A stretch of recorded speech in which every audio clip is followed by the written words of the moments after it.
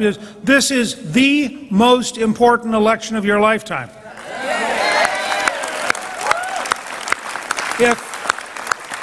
If Barack Obama gets reelected, it will be a disaster for the United States of America.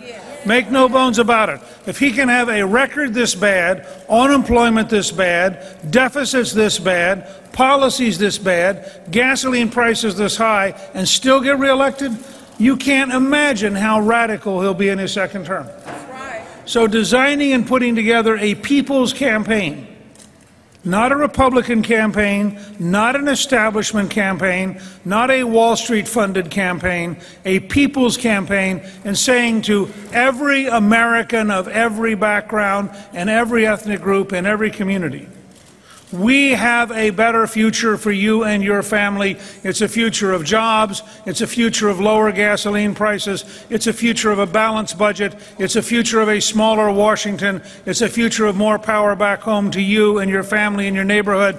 This is a future we ask you to join us in imposing on the establishment in Washington and imposing it on both parties.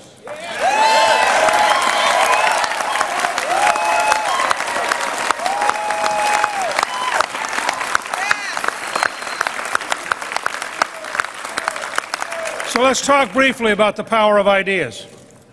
In 1980, I was very honored to be able to help put together the first Capitol Steps event.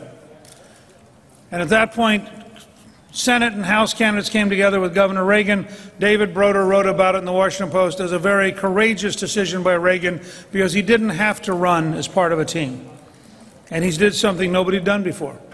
And we won 6 U.S. Senate seats by a combined margin of 75,000 votes, and we picked up 33 House seats.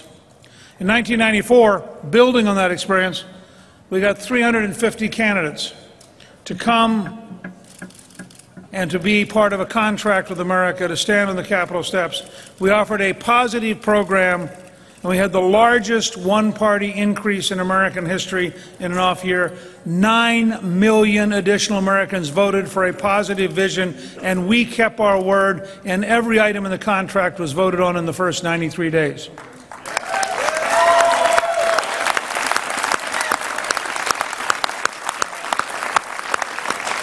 There's a core question both in the primaries and in the general election. It's a simple question. If you're comfortable with the way America is decaying, then we don't have to change much.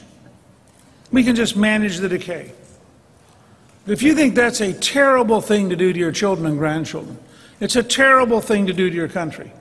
And if you are prepared to do what it takes to make sure that we change direction, not just the presidency, but the Congress, the bureaucracy, the judges, the policies, so that the entire system gets on the right track, so that America can give our children and grandchildren a more prosperous, a safer, and a better future. This is how big the gap is. There are folks over here in both parties who are quite comfortable managing the decay. I am running. Calista and I made the decision of running. Our children, our son-in-laws joined us in that decision because we believe it is cheating our grandchildren to not insist on fundamental, basic change in Washington, even if the establishment doesn't like it.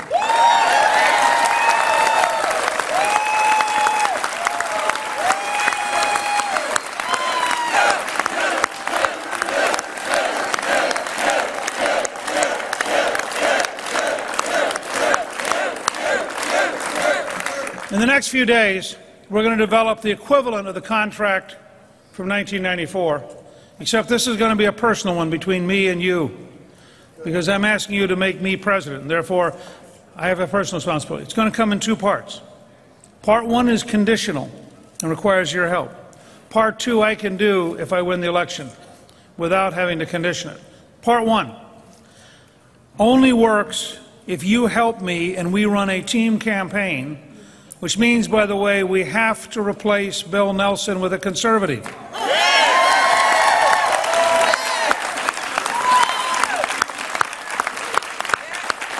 But if you help us, and in addition to winning the presidency, we elect a Republican Senate and a Republican House, I will ask them on January 3rd to stay in office, and I will ask them to immediately pass the repeal of Obamacare.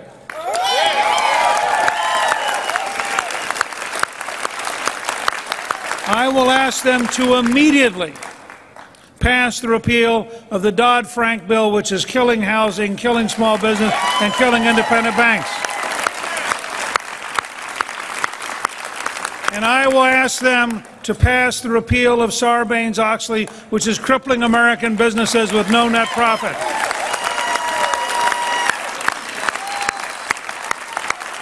And my goal is to have all three bills sitting there waiting, so the minute I am sworn in, I can sign all three, and we're off to a pretty good opening morning.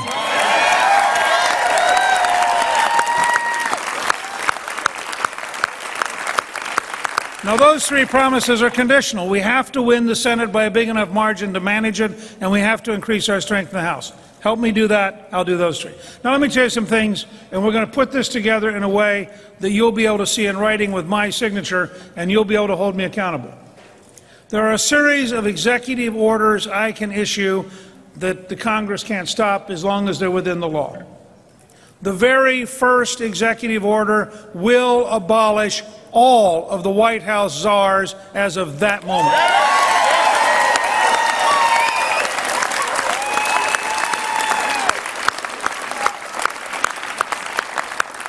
We will issue immediately an executive order on the same day. All this is going to happen about 2 hours after the inaugural address.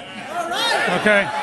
And no point in hanging out and having fun. Before we get to go to the various balls that night, we are going to have a work period, because this is going to be a working presidency. I may not get in as much golf as Obama, but I'll get in a lot more job creation. That's right. And I'll tell you up front, I'm not going to compete with Obama in singing, because I'm not running for entertainer-in-chief. I'm running for president.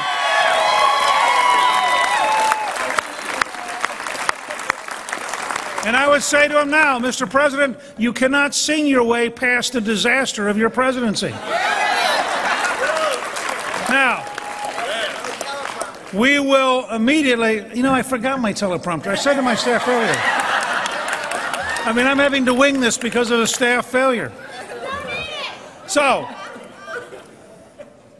we're going to sign on that day the authorization for the immediate deployment of the Keystone Pipeline as of that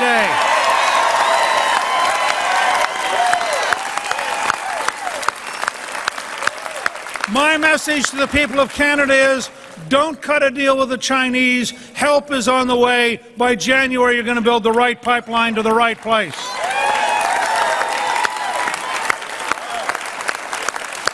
I'll just give you a couple more. We're going to put together a package. You're going to see this is what a serious conservative president is like, who is bold and is prepared to change Washington despite the screams of the establishment in both parties. So a couple more steps. We will, on that day, sign an executive order that will instruct the State Department that day to open the embassy in Jerusalem and recognize Israel.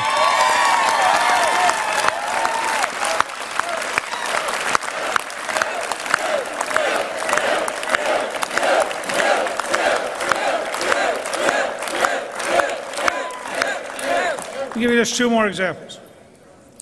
I will sign that day an executive order reinstating Ronald Reagan's Mexico City policy. No U.S. money will go anywhere in the world to pay for abortion, period.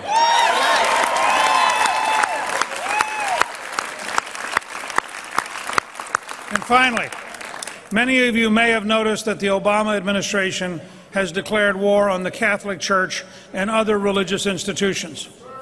I want you to know that on the very first day, I will sign an executive order repealing every anti-religious act of the Obama administration as of that moment.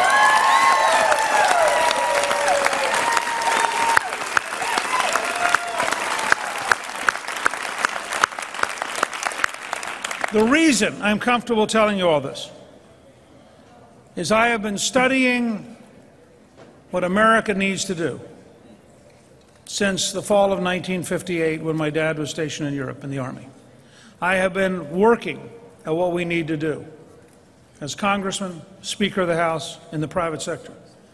I believe it is possible to get this country back on track. My commitment is to unleash the spirit of the American people, to find new and innovative and positive things, to do them 7 days a week, to do them relentlessly, to do them without stop, to make sure that we have fundamentally gotten America back on the right track. And I pledge to each and every one of you personally, if you will reach out across the country, if you'll use Facebook and YouTube and Twitter and phone calls and even visits, if you will tell all of your friends in the other 46 states that there is a chance to nominate a conservative who knows what he's doing, who has done it before, and who has the courage and the determination to get it done. I promise you that if I become your president, I pledge to you my life, my fortune, and my sacred honor. This is about America. Thank you. Good luck, and God bless you.